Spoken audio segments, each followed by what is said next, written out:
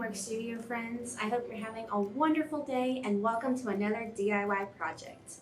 My name is Allie, and to celebrate International Children's Book Day, we are going to learn how to create our own story. All you need is a few simple things: a piece of paper, something to write with, and your imagination. Let's get started. Let's start at the beginning of a story with the start. Think of the great books that you've read in the past, like fairy tales, Once Upon a Time, In the Beginning. All of those are great introductions.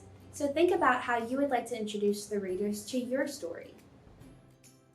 Now that your readers have been introduced to your book, it's time for them to meet the characters. Think about the different characteristics, qualities, and traits you would like your characters to have. Use your imagination for this. Now that we've met your character, it's time to introduce them to their problem. Every good story has a problem, right? The Little Mermaid, she wants to go up to the land, but she's a mermaid.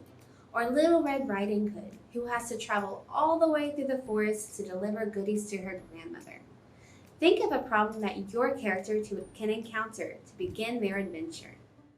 And now it is time for your character to begin their journey. Think about the different obstacles or conflicts that your character can face in your story. Like in Frozen, when Anna has to cross the icy mountain and face the giant snow monster in order to reach her sister Elsa.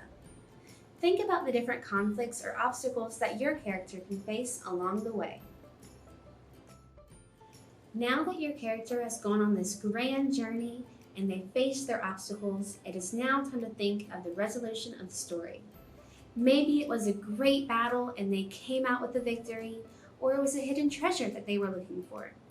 Think about the lessons that your character learned along the way and how it helped them to solve their problem.